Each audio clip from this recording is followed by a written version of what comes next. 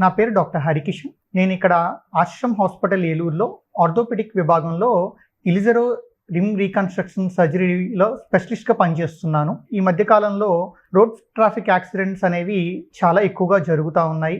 దానివల్ల చాలా ఎక్కువ ప్రమాదం వాటిల్లుతుంది.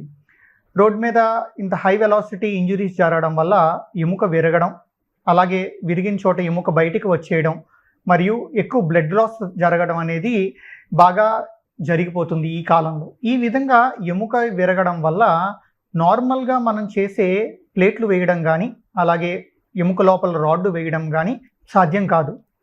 అలాంటి ఫ్రాక్చర్స్ మనం డీల్ చేయడం కోసం ఈ లిమ్ రీకన్స్ట్రక్షన్ సర్జరీ విత్ ఇలిజరో రింగ్ ఫిక్సేటర్ అనే పద్ధతి బాగా పనికొస్తుంది మాట.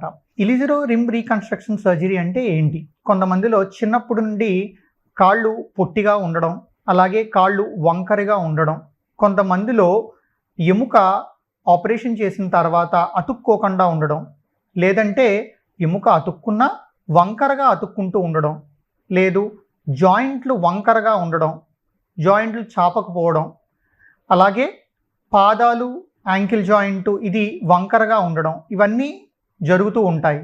ఇలాంటి కండిషన్స్లో మనం ఈ ఇలిజరో రింగ్ రీకన్స్ట్రక్షన్ సర్జరీ అనేది చేస్తూ ఉంటాము. మనం చూస్తూ ఉంటే ఈ హై వెలాసిటీ ఇంజురీస్ వల్ల ఎముక చిన్నాభిన్నం అయిపోతూ ఉంటుంది. బాగా ఎముక విరిగిపోవడం, పైన చర్మం పాడైపోవడం జరుగుతూ ఉంటుంది. వాళ్ళల్లో మనం ఈ రింగ్ సర్జరీ వల్ల కరెక్ట్గా బోన్ అలైన్ చేసి, అలాగే పైనున్న చర్మాన్ని కూడా మనం కరెక్ట్గా రీకన్స్ట్రక్షన్ చేయగలుగుతాం. అలాగే రెండోది లింబ్ లెంత్ డిస్క్రిపెన్సీ, అంటే ఒక కాలు పొట్టిగా ఉండడం, ఇంకో కాలు పొడుగ్గా ఉండడం. అది పుట్టినప్పటి నుంచి అయి ఉండొచ్చు, ఆర్ పెద్ద అయిన తర్వాత కూడా ఇలా వచ్చే ఛాన్స్ అనేది ఉంటుంది. వాళ్ళల్లో మనం ఈ లింబ్ రీకన్స్ట్రక్షన్ సర్జరీ విత్ ఇలిజరో ద్వారా మనం కాలుని పొడుగు చేసే అవకాశం అనేది ఉంటుంది.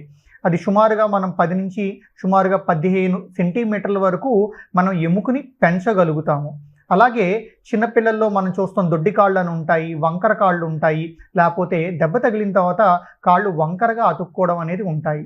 వీళ్ళలో కూడా మనం ఈ ఇలిజరో సర్జరీ ద్వారా గ్రాడ్యువల్గా మనం ఆ డిఫార్మిటీ ఏదైతే వంకర ఏదైతే ఉందో మనం కరెక్ట్ చేయగలుగుతాము.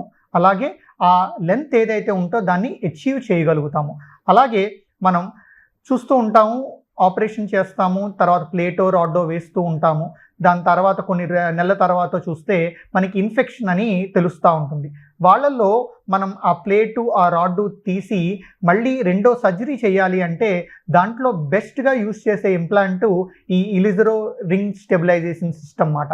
సో మనం ఆ ఇన్ఫెక్షన్ ఏదైతే ఉందో దాన్ని క్రమంగా తీసేసి ఈ రాడ్డు ప్లేటు ప్లేస్లో మనం ఈ రింగులు వేయడం వల్ల మన బాడీ లోపల ఇంప్లాంట్ ఏది ఉండదు కాబట్టి ఎముక మళ్ళీ ఇన్ఫెక్షన్ పట్టడం, మళ్ళీ లేదు అంటే ఇంకా పాడవడం జరగకుండా ఉండి ఎముక మంచిగా కరెక్ట్గా అలైన్ అవ్వడం జరుగుతుంది.